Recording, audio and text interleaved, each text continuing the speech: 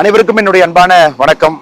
நம்முடைய வீத லீடர்ஸ்னுடைய வாலண்டியர்ஸ், நம்ம சிவிக் ஆக்ஷன் லீடர்ஸ், தமிழகத்தினுடைய பொதுமக்கள் எல்லோருக்கும் மறுபடியும் என்னுடைய நன்றிகளை தெரிவித்துக் கொள்கின்றேன். ஏன்னா போன மாதம் முழுவதுமே நம்ம போதைப் பொருளுக்கு எதிரான ஒரு பெரிய விஷயத்தை எடுத்து நாம் எல்லாம் களத்தில் போராடி இருக்கின்றோம். ஒரு மாதம் முழுவதும் இந்த நிகழ்வு நாம் செய்திருந்தாலும் கூட இதை தொடர்ந்து நாம் செய்யணும் அப்படிங்கிற காரணத்திற்காக ஜூலை மாதத்தை இனிஷியேட் பண்ணியிருக்கோம். ஸோ ஜூலை மாதத்தில் நீங்கள் எல்லோருமே பெருமளவில் பங்கேற்று சைக்கிளிங், வாக்கிங், ஸ்கேட்டிங்லேருந்து மக்கள் அவேர்னஸ் வீடு வீடாக போய் போஸ்டர் கொடுக்கறதுலேருந்து எல்லா விதமான விஷயங்களையும் செஞ்சுருக்கிறீங்க. பொள்ளாச்சியில் ஒரு பெரிய மக்கள் சந்திப்பு கூட பொள்ளாச்சியில் நடந்தது. தமிழ்நாடு முழுவதுமே நம்முடைய வாலண்டியர்ஸ் எல்லோரும் பங்கேற்று ஏதோ ஒரு நிகழ்வு, மரம் கொடுக்கக்கூடிய நிகழ்விலிருந்து ஏதோ ஒரு நிகழ்வு போதைப் பொருளுக்கு எதிராக பண்ணியிருக்கிறீங்க. அதே நேரத்தில் டாஸ்மார்க் 500 மீட்டருக்குள்ளே ஏதாச்சும் ஒரு டாஸ்மார்க் இருக்கா அப்படிங்கிறதையும் பெட்டிஷனாக பார்த்து அரசுகிட்ட கொடுத்துருக்கீங்க. அதற்காக நன்றிகளை உங்களுக்கு தெரிவிச்சுக்கிறேன். எந்த எதிர்பார்ப்பும் இல்லாமல் நம்முடைய சமுதாயம் நன்றாக இருக்க வேண்டும் என்கின்ற ஒற்றை குறிக்கோளில் இந்த பணியை நம்முடைய வீத லீடர்ஸ்னுடைய வாலண்டியர், சிவிக் ஆக்ஷன் லீடர்ஸ் எல்லோரும் இறங்கி செஞ்சுருக்கிறீங்க. உங்கள் நேரத்தை கொடுத்துருக்குறீங்க. கண்டிப்பாக என்ன சொல்கிறதுன்னு தெரியலீங்க. இதை பார்த்து பெருமை மட்டும்தான் பட முடியும். காரணம், இப்படியும் மக்கள் இருக்கின்றார்கள், எந்த எதிர்பார்ப்பும் இல்லாமல் மற்றவங்களுக்காக வேலை பார்க்குறாங்க அப்படின்னு. இந்த மாதம், அதாவது நாளை ஆகஸ்ட் 1ஆம் தேதியிலிருந்து இன்னும் ஒரு முக்கியமான விஷயத்தை நம்ம கையில் எடுக்கிறோம். எப்படி ஜூலை மாதம் முழுவதுமே போதைப் பொருளுக்கு எதிராக நாம் கையில் விஷயத்தை எடுத்தோமோ, ஆகஸ்ட் 1 முழுவதுமே, ஆகஸ்ட் 1லிருந்து 31 முழுவதுமே, ஆகஸ்ட் மாதம் முழுவதுமே நாம் சுற்றுச்சூழலை பாதுகாப்பதற்காக இந்த மாதத்தை நம்ம வீத லீடர்ஸ் அமைப்பு சார்பாக இந்த மாதத்தை முழுமையாக நம்மை அர்ப்பணித்துக் கொள்ள இருக்கின்றோம். நண்பர்களே, சகோதர சகோதரிகளே, பெரியவர்களே, தாய்மார்களே, நம்முடைய சங்க இலக்கியத்திலிருந்து தமிழ் சமுதாயத்தை பொறுத்தவரை 5 நிலப்பரப்புகளை சார்ந்து தான் நம்ம வாழ்ந்திருக்கிறோம். குறிஞ்சி, முல்லை, மருதம், நெய்தல், பாலை. நாம் வாழ்கின்ற இடமா இருக்கலாம், வசிக்கக்கூடிய பகுதியாக இருக்கலாம். இந்த 5 நிலப்பரப்பை வச்சு தான் நம்முடைய வாழ்க்கையே இருந்துச்சு. உணவு பழக்க வழக்கங்கள் இருந்தது, வாழ்வியல் முறைகள் இருந்துச்சு, நம்மை மகிழ்விக்கக்கூடிய இசையாக இருக்கட்டும், அதுவும் இந்த நிலப்பரப்பை சார்ந்து தான் இருந்துச்சு. ஆனால் இன்னைக்கு கால சூழ்நிலை மாற்றம், எல்லா நிலப்பரப்புமே மாறி இருக்கு. ரேபிட் அர்பனைசேஷன் தமிழகத்தை பொறுத்தவரை இந்தியாவில் அதிகப்படியாக மக்கள் அர்பன் ஏரியாவில், நகர்ப்புற பகுதியில் வாழக்கூடிய ஒரு பகுதியாக கூட நாம் இருக்கிறோம். அன்பு சொந்தங்களை, உதாரணத்துக்கு நாம் இன்னைக்கு சென்னையில் இருக்கோம், சென்னை பீச் பக்கத்தில் இருக்கோம். அதை பற்றி நம்ம பேசுவோம். இன்னைக்கு நீங்கள் பார்த்தீங்கன்னா 1970லிருந்து 2015 வரைக்கும் கிட்டத்தட்ட எத்தனை வருஷம் பாருங்க, 45 ஆண்டுகள் மொத்தமாக பூமியினுடைய வெப்பம் உயர்ந்தது 0.2 டிகிரி, 0.2 டிகிரி தான். கிட்டத்தட்ட இந்த 45 இயர்ஸில் குளோபல் வார்மிங்கில் 45 இயர்ஸில் உயர்ந்தது. ஆனால் 2015லிருந்து 2025 அடுத்து வந்த 10 ஆண்டுகள் எடுத்துக்கிட்டிங்கன்னா பூமியினுடைய வெப்பம் வந்து 0.35 டிகிரி செல்சியஸ். 45 ஆண்டுகளில் 0.2 ஹிஸ்டாரிக்கல் டேட்டா கம்பேர் பண்ணும் பொழுது, ஹிஸ்டாரிக்கல் டேட்டா பார்க்கும் பொழுது கடந்த 10 ஆண்டுகளில் மட்டும் 0.35 டிகிரி செல்சியஸ் உயர்ந்திருக்கு. ஸோ எந்த அளவுக்கு நம்முடைய பூமி வெப்பம் அடைஞ்சிக்கிட்டு இருக்கு நீங்கள் எல்லோருமே பார்க்குறீங்க. பல காரணம் இருக்கு. ஒன்று நாகரீகம், கால சுழற்சி, இண்டஸ்ட்ரியல் பொல்யூஷன், ஃபாசில் ஃபியூயல்ஸ் ரொம்ப அதிகமாக பயன்படுத்துகிறோம். குளோபல் வார்மிங்க்கு மிக முக்கியமான காரணம் கூட எமிஷனை கண்ட்ரோல் பண்ணுறதற்கான எந்த முயற்சியுமே நம்ம எடுக்கலை. மிட்டிகேஷன் எஃபெக்ட் எதுவுமே பண்ணலை. இன்னைக்கு நாம உதாரணத்துக்கு சென்னை எடுத்துக்கிட்டோம் அப்படின்னா எந்த அளவுக்கு ஒரு அர்பன் சிங்க் அது மாறி இருக்குன்னு கூட நமக்கு தெரியுது. தலைநகரமாக இருக்கட்டும், கிராமப்புறமாக இருக்கட்டும். இதற்கு முந்தைய வீடியோவில் கூட நான் பேசியிருக்கேன். நான் பிறந்து வசித்த கிராமத்தில் எந்த அளவுக்கு குளோபல் வார்மிங் 41 டிகிரி, 42 டிகிரி எல்லாம் வெப்பத்தை கொண்டு போயிருக்குன்னு. அதனால் அருமை சொந்தங்களே, நாம் எல்லோரும் சேர்ந்து தான் இதை கையில் எடுக்கணும்.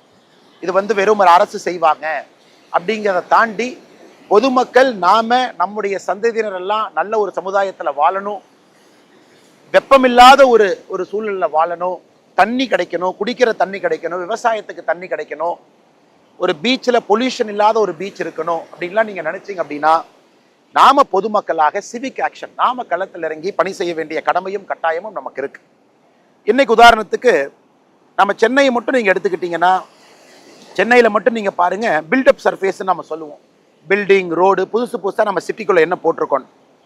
ஒரு காலத்தில் சென்னை பொறுத்தவரை 36% தான் இந்த நகரத்தில் பில்டப் ஏரியா இருந்துச்சு. இன்னைக்கு சென்னை பார்த்தீங்கன்னா பில்டப் ஏரியா வந்து 67%. 67% சென்னை பரப்பில் எதர் பில்டிங் இருக்கு, ரோடு இருக்கு. 33% மட்டும்தான் ரோடு பில்டிங் இல்லாம இருக்கு. அப்ப அவ்வளவு கான்கிரீட், அர்பன் கான்கிரீட்டை ஒரு தலைநகரத்துக்குள்ள கொண்டு வந்திருக்கோம். அதே போல இந்த பகுதியை சுத்தி பார்த்தீங்கன்னா வெஜிடேஷன், இந்த பச்சையா இருக்கக்கூடிய வெஜிடேஷன் நம்ம என்ன சொல்றோம், 25% இருந்த வெஜிடேஷன் சென்னையை சுத்தி, சென்னையில இன்னைக்கு அது 10% குறைஞ்சிருக்கு. கடந்த 10 ஆண்டுகள்ல மட்டும் 2015 இருந்து 25 வரை.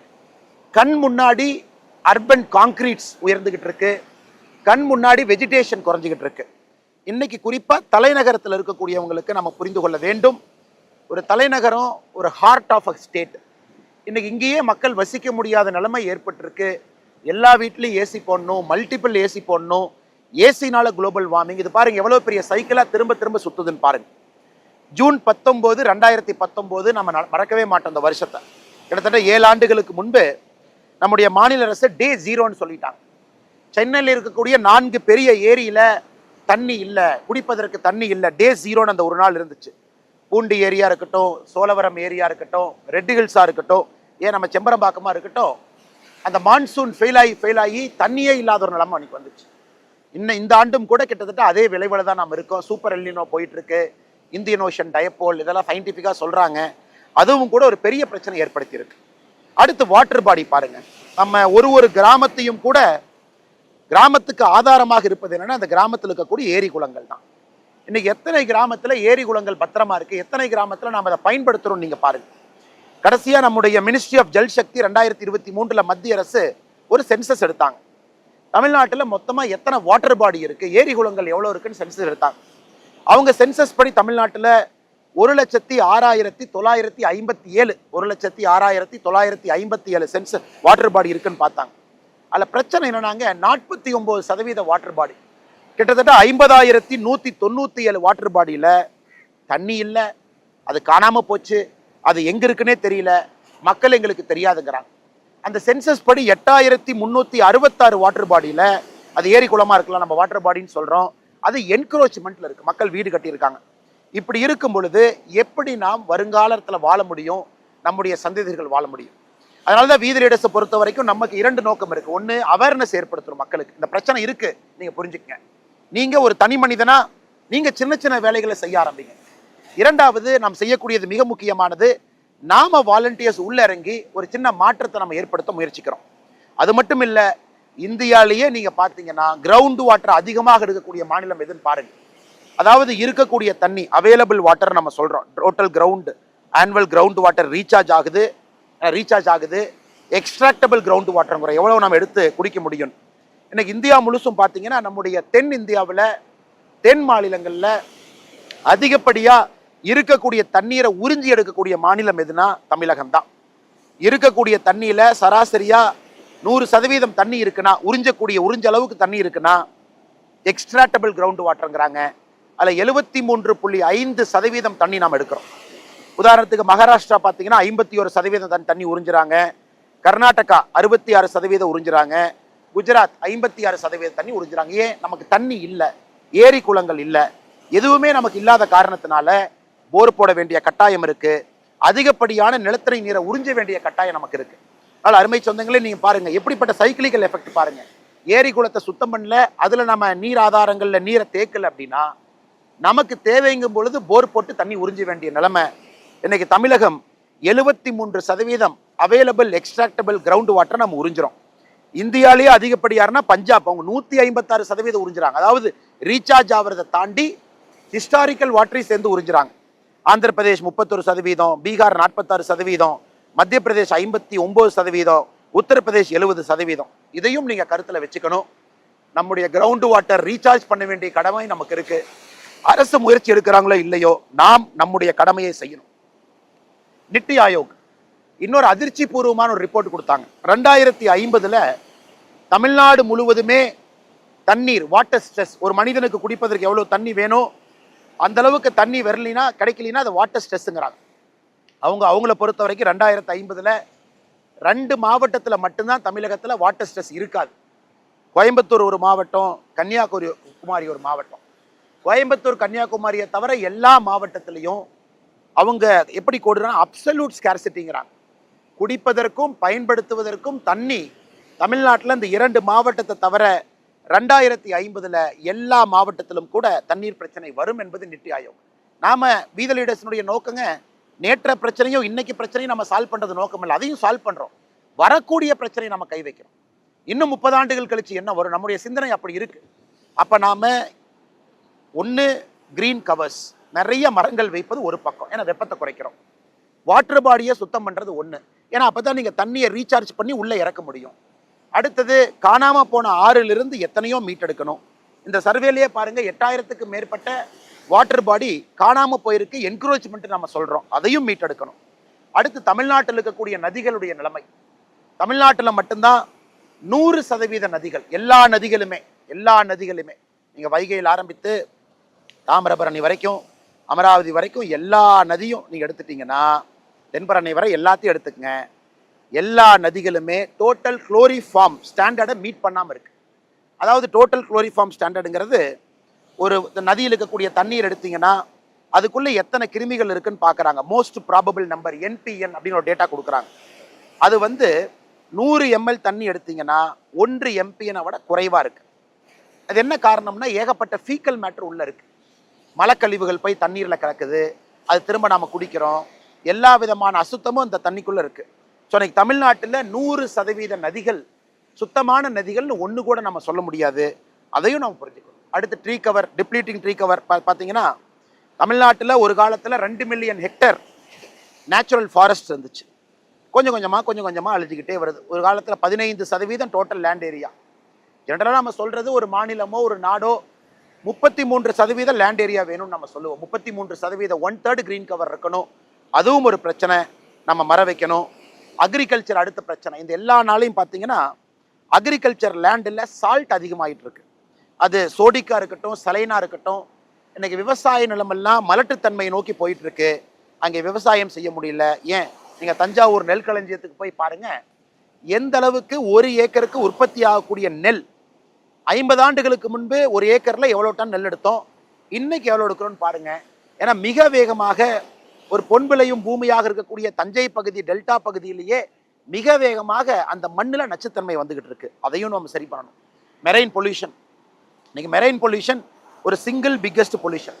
1076 கிலோமீட்டர் நம்ம கோஸ்ட் லைன் இருக்கு. 1076 கிலோமீட்டரும் இன்னைக்கு நம்ம பல இடத்துல தேவையில்லாத விஷயங்கள்லாம் இன்னைக்கு பீச்சில் தண்ணிக்குள்ள கலக்குது. அப்படி இருக்கும்பொழுது எப்படி நம்ம டூரிசம் அட்ராக்ட் பண்ண முடியும்? நம்முடைய பீச்சை நம்ம கிளீனாக வைக்கல, மக்கள் வர முடியும், பார்க்க முடியும் பொழுது இங்கேயே பாருங்க எத்தனை குப்பைகள் ஒதுங்கி இருக்கு, பாருங்க. எல்லாம் பாருங்க, எல்லாம் இது எல்லாம் பாருங்க எத்தனை விதமான குப்பைகள் இங்கே ஒதுங்கி இருக்கு. எல்லாம் ஃபோம்ஸ் எல்லாம் ஒதுங்கி இருக்கு, சின்ன சின்ன மணிகள். நீங்கள் வெறுங்கால நடக்கிறக்கே பல இடத்துல பயமா இருக்கு. பேனா குப்பைகள்ல இருந்து, செருப்புல இருந்து ஆரம்பித்து, ஏன்னா எங்கேயோ போடுற குப்பை எங்கேயோ கரை ஒதுங்குது. எதையும் சரி செய்ய வேண்டிய நிலைமை நமக்கு இருக்கு. அதனால தான் இந்த மாதம் வீத லீடர்ஸ் சுற்றுச்சூழல் மாதம். இந்த அவசியம், இதெல்லாத்தையும் நம்ம சரி பண்ணணும் அப்படிங்கிற காரணத்திற்காக சுற்றுச்சூழல் மாதமா நம்ம அதை கையில் எடுக்கிறோம். வீத லீடர்ஸ்னுடைய நோக்கம் தமிழகத்தில் இன்னும் சில மாதங்கள்ல 50 லட்சம் மரங்கள் நம்ம நடணும். 50 லட்சம், 5 மில்லியன் மரங்கள் நம்ம நடணும் அப்படிங்கிறது நம்முடைய நோக்கம். ஆரம்ப கட்டமாக இந்த மாதம், ஆகஸ்ட் மாதம், சுற்றுச்சூழலுக்காக நம்ம எடுத்திருக்கக்கூடிய இந்த மாதத்துல 20 லட்சம் மரங்கள் நம்ம நடணும். காரணம், 20 லட்சம் வாலண்டியர்ஸ் நம்மகிட்ட இருக்காங்க. ஆளுக்கு ஒரு மரத்தை நம்ம நடுறோம், அதை பாதுகாக்கிறோம், அந்த மரத்துக்கு தண்ணி ஊத்துறோம். அந்த மரம் நட்டதோடு நம்ம நடந்து போகாம அந்த மரத்தோடு நின்று மரத்தை வளர்த்துகின்றோம். இதற்கு முன்பு பிரதமர் சொன்னாங்க, அம்மாவுடைய பேரில் மரம் வைங்க அப்படின்னு சொல்லி இந்தியா முழுவதும் அதை எடுத்துட்டு போனாங்க. நாம இந்த ஆகஸ்ட் மாசத்துல நமக்கு தமிழகத்துல அதிகமா மரம் வைக்க வேண்டும் என்கின்ற உணர்வை நமக்கு ஏற்படுத்தியது டாக்டர் APJ அப்துல் கலாம் ஐயா அவர்கள். சின்ன கலைவாணர் அண்ணன் விவேக் அவர்கள் இன்னைக்கு நம்மளோடு இல்லை. கலாம் ஐயாவுடைய வேண்டுகோளை ஏற்று தனி மனிதனாக பல இடத்துல மரம் வைக்கக்கூடிய முழு வேலையை செஞ்சாங்க. ஆகஸ்ட் 16ஆம் தேதி சென்னையில் நடக்கக்கூடிய பேரணியில நாம விவேக் ஐயாவை பெருமைப்படுத்த இருக்கின்றோம்.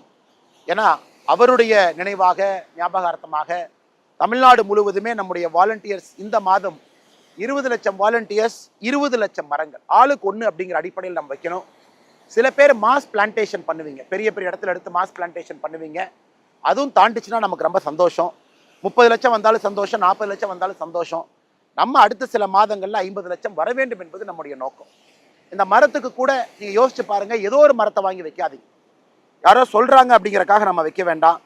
நம்மை பொறுத்தவரை நேட்டிவ் ட்ரீஸ், தாங்கக்கூடிய மரங்கள், வெப்பத்தை தாங்கக்கூடிய மரங்கள், பனை மரத்திலிருந்து ஆரம்பித்து நம்முடைய கிராமத்தில் போய் பார்த்தீங்கன்னா, இன்னைக்கு வேளா மரத்திலிருந்து கிராமத்தில் போய் பார்த்தீங்கன்னா நீம் ட்ரீ, எத்தனையோ மரங்கள் கிராமத்தில் இருக்கு. அதெல்லாம் இன்னைக்கு நமக்கு நல்லது செஞ்சுக்கிட்டு இருக்கு. அந்த மாதிரி தேடி தேடி நீங்கள் மரத்தை வைக்கணும். எந்த பகுதியாக இருந்தாலும் உங்கள் ஏரியாவை தெரிஞ்சுக்கங்க. தமிழ்நாடு அரசு இன்னைக்கு உங்களுக்கு நீங்கள் தொலைபேசி மூலமாக டோல் ஃப்ரீக்கு நீங்கள் அழைச்சிங்கன்னா உங்களுக்கு மரம் கொடுக்கக்கூடிய ஒரு திட்டத்தை தமிழ்நாடு அரசு நடத்துகிறாங்க. இது 2022-23 கிரீன் தமிழ்நாடு மிஷன் அப்படின்னு ஆரம்பிக்கப்பட்ட திட்டம் இது. இதற்கு 1800-5997634 1800-5997634 இந்த டோல் ஃப்ரீ நம்பருக்கு நீங்கள் கூப்பிட்டீங்கன்னா, நாங்கள் கூப்பிட்டு பார்த்தோம், செக் பண்ணோம், இப்போ வேலை செஞ்சுட்டு இருக்கு. நீங்கள் கூப்பிட்டீங்கன்னா நீங்கள் எந்த ஊரில் இருக்கீங்க, எந்த ஏரியாவில் மரம் வைக்கணும், எப்படி வைக்கணும், எல்லாத்தையும் அவங்க கேட்டுக்கிட்டு நம்ம ஏரியாவுக்கு தகுந்த மாதிரி ஒரு மரத்தை உங்கள் வீட்டுக்கு அவங்க அனுப்பிச்சிருவாங்க. ஸோ ஒரு மாவட்டத்தையும் கிளாஸிஃபை பண்ணியிருக்காங்க தமிழ்நாடு அரசு, இந்த மாவட்டத்திற்கு எந்த மரம் உகந்தது. அதனால் நம்முடைய நோக்கம் அரசோடவும் இணைந்து நம்ம வேலை செய்யணும். நம் தனி மனிதர்கள் கிடையாது. அரசுகிட்ட ஒரு திட்டம் இருக்கு, செயல்படுத்த வேண்டியது நம்முடைய கடமை. அந்த திட்டத்தை மக்கள்கிட்ட எடுத்துட்டு போறது நம்முடைய கடமை. இதையும் நீங்க ஞாபகத்தில் வச்சுக்கங்க. தமிழ்நாடு அரசையும் பயன்படுத்திக்கங்க, தனியாகவும் நீங்க மரம் வைங்க. மத்திய அரசு 2024 கிரீன் கிரெடிட் ப்ரோக்ராம் அப்படிங்கிற ஒரு திட்டத்தை ஆரம்பிச்சாங்க. அதாவது நீங்க 1100 மரங்கள் ஒரு ஹெக்டர்ல வச்சீங்கன்னா, ஒரு ஹெக்டர்ல 1100 மரங்கள் வச்சீங்கன்னா உங்களுக்கு கிரீன் கிரெடிட் அப்படின்னு ஒரு அங்கீகாரம் கொடுப்பாங்க. அதை நீங்க ட்ரேட் பண்ணிக்கலாம். நீ கார்பன் ட்ரேடிங் மாதிரி அந்த கிரீன் கிரெடிட். ஆனால் மத்திய அரசினுடைய திட்டம், அதையும் நீங்க பயன்படுத்திக்கங்க. கிரீன் கிரெடிட் ப்ரோக்ராம் அந்த திட்டத்தினுடைய பெயர். ஒரு ஹெக்டருக்கு 1100 மரம் வச்சீங்கன்னா ஒரு கிரெடிட் உங்களுக்கு கிடைக்கும், கிரீன் கிரெடிட். அதனால் அருமை சொந்தங்களே, எல்லாத்தையும் பயன்படுத்திக்கலாம். நானும் ஒரு வாலண்டியராக இந்த மாதம் ஆகஸ்ட் 2ஆம் தேதி ஒரு அற்புதமான ஒரு விஷயத்தை நம்ம செய்ய இருக்கிறோம். கன்னியாகுமரியில் ஆரம்பித்து தூத்துக்குடி வரைக்கும் கிட்டத்தட்ட 175 கிலோமீட்டர் இருக்கக்கூடிய அந்த பீச் ஸ்ட்ரெச்சை நம்முடைய வீத லீடர்ஸுடைய வாலண்டியர்ஸ் அடுத்த சில மாதம் முழுவதும் நம்ம கிளீன் பண்ண போகிறோம், முழுவதும். அதில் நான் இன்னைக்கு அந்த முழு நாள் கன்னியாகுமரி டு தூத்துக்குடி ஸ்ட்ரெச்சில் 5 இடத்துல, ஊரி உட்பட 5 இடத்துல அன்னைக்கு வாலண்டியர்ஸோட நாமளும் அதை கிளீன் பண்ண போகிறோம். ஒரு இடத்துல ஒரு மாதிரி பிரச்சனைகள் இருக்குது. ஃபிஷிங் நெட்ஸ் ஒரு இடத்துல பொல்யூஷன் இருக்குது, அதை நம்ம எடுக்கிறோம்.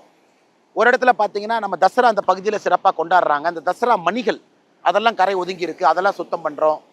ஸோ ஆகஸ்ட் 2 அங்கே, ஆகஸ்ட் 3 வைகை நதி மதுரையில், கள்ளழகர் இறங்கக்கூடிய வைகை நதியில், நமக்கெல்லாம் பெருமை கொடுக்கக்கூடிய வைகை நதியில் அங்கே இருக்கக்கூடிய வாலண்டியர்ஸோட வைகை நதியை நம்ம கிளீன் பண்ணுறோம். ஒரு ஸ்ட்ரெச்சை கூட 78 சுதந்திர போராட்ட வீரர்களை ஞாபகப்படுத்தக்கூடிய அழுதில் 78 மரங்கள் நட்டு 78 வாலண்டியர்ஸ் அதுக்கு பொறுப்பேற்றுக்குவாங்க. அவங்க தான் அந்த மரத்தை வளர்த்தி கொண்டு வரணும். அதையும் நாம் மதுரையில் செய்ய இருக்கிறோம். அருமை சொந்தங்களே, ஆகஸ்ட் 16ஆம் தேதி சென்னையில் ஒரு பெரும் பேரணி நடக்கிறதுக்கு, மக்களுக்கு இது விழிப்புணர்வு பேரணிக்காக நாம் இதை செய்கிறோம். ஆகஸ்ட் 16 சின்ன கலைவாணர் ஐயா விவேக் அவர்கள் பேரில் அந்த பேரணி நடக்கும், அதுவும் நடக்கிறதுக்கு. அதே போல் சிவகங்கையில் நம்முடைய வாலண்டியர்ஸ் ஒரு பெரிய விஷயத்தை எடுத்திருக்கிறாங்க. கிட்டத்தட்ட 70 ஆண்டுகளாக காணாமல் போன ஒரு நதி தென்னார், காரைக்குடியில் தென்னாறு நதியை அரசுகிட்ட பெட்டிஷன் பண்ணி அதை பர்மிஷன் வாங்கி தனியார் அமைப்புகளோடு நிறைய அமைப்புகளோடு இணைந்து அந்த தென்னாரை மீட்டெடுப்பதற்கான முயற்சி, கிட்டத்தட்ட 70 கிலோமீட்டர் அந்த தென்னாறு, அதை மீட்டெடுப்பதற்கான முயற்சியில் நம்முடைய வாலண்டியர்ஸ் இறங்கி இருக்கிறாங்க. இது எல்லாமே பாராட்டக்கூடிய விஷயம். நம்முடைய தென் தமிழகத்தில் தூத்துக்குடி, கன்னியாகுமரி பகுதியில் வாலண்டியர்ஸ் எல்லாம் இறங்கி இதுக்கு ஏகப்பட்ட ஹோம்ஒர்க் பண்ணி நம்முடைய ஃபிஷர்மேன் நண்பர்களோடு கிட்டத்தட்ட 11 லட்சத்துக்கு மேற்பட்ட ஃபிஷர்மேன் நண்பர்கள் நேரடியாக தமிழகத்தில் மீன் பிடிக்கிறாங்க. அவங்களெல்லாம் சந்தித்து அவங்ககிட்ட பேசி எப்படி இதை டிசைன் பண்ணணும்னு பண்ணியிருக்காங்க. அங்கே பீச் பாடு வைக்கிறாங்க. க்ளீன் பண்ணிட்டு நம்ம போகிறது மட்டும் இல்லை, பீச் பாடு இருக்கும், உள்ளே க்ளீன் பண்ணக்கூடிய சாமான் இருக்கும், அதை நம்ம வாலண்டியர்கிட்ட கீ லாக் இருக்கும், அதை எடுத்து அவங்க தொடர்ந்து க்ளீன் பண்ணிக்கிட்டு இருக்கலாம்.